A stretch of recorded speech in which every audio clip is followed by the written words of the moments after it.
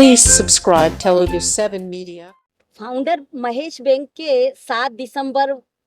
को आयोजित चुनाव के लिए डायरेक्टर्स के लिए चुनाव के लिए फाउंडर पैनल आदरणीय श्री कैलाश नारायण जी भांगड़िया के नेतृत्व में चुनाव मैदान में है। सबसे अच्छी बात यह है कि ये समाज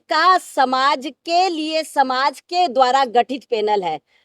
हमारे समाज की पूरे हैदराबाद सिकंदराबाद में और तेलंगाना आंध्र प्रदेश में सब जगह ब्रांचेज है, हमारी समितियां हैं और समाज के प्रबुद्ध लोगों ने मिलकर उस एरिया के लोगों से विचार विमर्श करके उस एरिया के लिए सामाजिक क्षेत्र में जो काम करता है,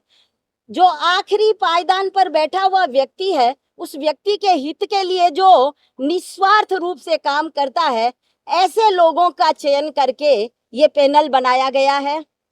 पिछले दिनों में जिस तरह से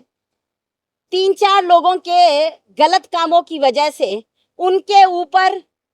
ईडी की कार्रवाई हुई, ये जो एक दुष्प्रचार किया गया है कि बैंक पर ईडी की कार्रवाई हुई है, ये बिल्कुल गलत है। महेश बैंक पर ईडी की कार्रवाई नहीं हुई है। ये कार्रवाई उस टाइम के चेयरमैन श्री रमेश कुमार बंग, पुरुषोत्तम मानधना जो सीनियर वाइस चेयरमैन थे और श्री उमेश चंद असावा जो एमडी एंड सीईओ थे, उनके ऊपर ईडी की कार्रवाई हुई है। ईडी की प्रेस रिलीज अगर आप देखेंगे ईडी की वेबसाइट पे 2 सितंबर 2025 की, उसमें लिखा हुआ है कि उन्होंने 1 करोड़ से ऊपर की संपत्ति को अटैच किया है प्रोसीड ऑफ क्राइम के रूप में। और आरबीआई ने पुरुषोत्तम मानधना जो उस वक्त पुराने समय के चेयरमैन और उस वक्त के सीनियर वाइस चेयरमैन थे, उनको अनियमितताओं के आरोप में उनको आरोप का दोषी माना और उन्हें बैंक से पद से हटाया और डायरेक्टर पद से भी हटाया। और जिस तरह से बैंक में फ्रॉड हुआ, साइबर फ्रॉड, और तत्कालीन पुलिस कमिश्नर सर ने जो कहा और उन्होंने जिस तरह की अनियमितता इन सीनियर्स जिनके हाथ में इतने दिनों तक बैंक थी, उन्होंने किया,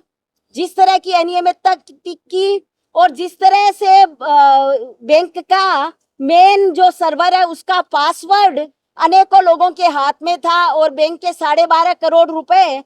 लोगों ने हैक कर लिए, हैकर्स ने। और जो ये साइबर फ्रॉड हुआ उसके लिए तत्कालीन कमिश्नर ने कहा कि आरबीआई को चिट्ठी लिखी कि इस बैंक का लाइसेंस रद्द कर देना चाहिए। तो इस तरह की जिस तरह बैंक की साख को ये संस्थापक पैनल वाले इन लोगों ने जिनके हाथ में 20 साल तक सत्ता रही, जो साख को जो बट्टा लगाया है, समाज का हर व्यक्ति चाहता है कि ये साख पुनः स्थापित हो, ये बैंक की साख को फिर ऊंचाइयों तक ले जाए, बैंक पहले से ज्यादा अच्छी तरह से ग्रोथ करे। और जो बैंक का लक्ष्य था कि समाज के जो कमजोर वर्ग है उनको बिना कोलेटरल लोन मिल सके, उनको जब आर्थिक संसाधनों की जरूरत हो तो बैंक मुहैया करा सके, ऐसे हमें हमारे फाउंडर के विजन को आगे लेकर बैंक को ऊंचाइयों पर पहुंचाने के लिए न केवल माहेश्वरी समाज, न केवल अग्रवाल समाज, न केवल जैन समाज या ब्राह्मण सिखवाल समाज, 3600 कौम के लोगों ने मिलकर इस फाउंडर पैनल का चयन किया है। और मेरा सभी अंशधारकों से निवेदन है,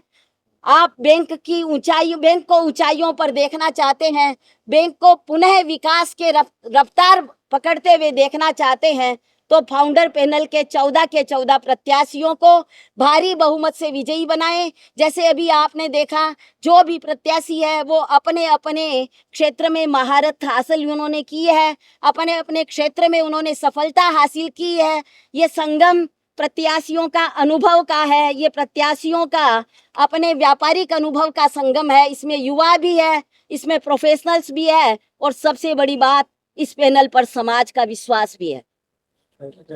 ये मेरा पैनल नहीं है, पहले मैं आपसे क्षमा चाहती हूँ, ये समाज का पैनल है। मैं तो सत्य के साथ हूँ, न्याय के साथ हूँ, धर्म के साथ हूँ, इसलिए मेरा इस पैनल को समर्थन है। इस पैनल का मिशन और विजन यही है कि बैंक की साख को जो बट्टा लगा, जो जिस तरह की पेनल्टी आरबीआई ने बैंक पर साइबर फ्रॉड और नॉन केवाईसी की वजह से लगाई, बैंक का एक्सपेंशन रुक गया, वो हम वापिस उस विश्वास को बहाल करके बैंक का एक्सपेंशन करेंगे। बिजनेस को अगले 5 साल में 8,000 करोड़ से ज्यादा हम बिजनेस को पहुंचाएंगे। और जो पहले जब जो कैलाश नारायण जी जिस तरह से बताते हैं कि फाउंडर इनके पिताजी रहे बैंक के, तो जिस समय 33% जो 33% डिविडेंड दिया जाता था, वही डिविडेंड ये बैंक को देंगे। बैंक के जो एनपीए हो गए हैं, उन एनपीए को कठोर कार्रवाई करके रिकवर करेंगे और समाज के हित में बैंक के कार्य करेंगे।